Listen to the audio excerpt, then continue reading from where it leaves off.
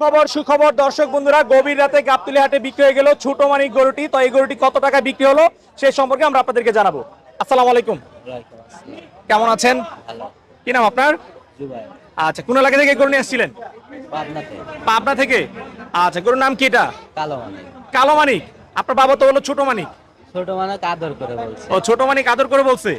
আচ্ছা, কয় বছর লালন পালন করেছিলেন গরুটা? 4 বছর। 4 বছর। আপনি নাকি পালন করেছেন? হ্যাঁ। আচ্ছা আচ্ছা, গরুর দাম চেয়েছিলেন কত? প্রথমে দাম চাইছিলাম 8 লাখ। আচ্ছা আচ্ছা। পরে এখন গরুর বাজার খারাপ, 8 লাখ তো কেউ দেবেন না। আচ্ছা, সেই জন্য কম করে চাইছি। এখন কত চেয়েছেন আজকে? আজকে চাইছিলাম 5 লাখ। 5 লাখ। বিক্রি করলেন কত টাকায়? বিক্রি করছি 3.5 লাখ। 3.5 লাখ। 4 বছর লালন পালন করে 3.5 লাখ টাকা গরু বিক্রি করেছেন, তাহলে তো নিঃসন্দেহে লস হওয়ার কথা। কিরকম টাকা লস হয়েছে গরু বিক্রি করে? তাও লাখ খানেক টাকা loss। লাখ খানেক টাকা লস হয়েছে। তাহলে তো বলতে পারি গরু বিক্রি করে খুশি হয়ে থাকার কথা না। এই যে গরু বিক্রি করে দিচ্ছেন, এখন কেমন লাগলো আপনার কাছে? হ্যাঁ, বলুন। গরু বিক্রি করে দিলেন, একটা লসে আপনার।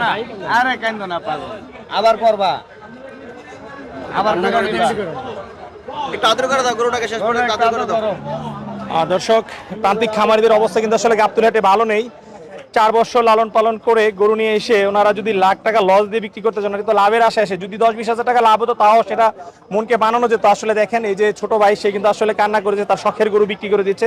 তারপর সেখানে আবার 4 বছর লালন পালন যদি লস হয় লাখ খানেক টাকা, কি বলবো আসলে, কোনো কিছু বলার ভাষাও খুঁজে পাচ্ছি না। একটু আদর করে দাও তোমার ছোট মানিককে শেষবারের মতো। গরুর সাথে সম্পর্ক কেমন ছিল তোমার? খুব ভালো। এই যে বিক্রি করে টাকা নিয়ে যাবা হাট থেকে, খারাপ লাগবে না গরু রেখে গেলে? লাগবে না। বড় গরু কি আর পালন করবা? পালবো। আবারও পালবা? এই যে এবার লস হয়েছে তারপরও গরু পালন করবা?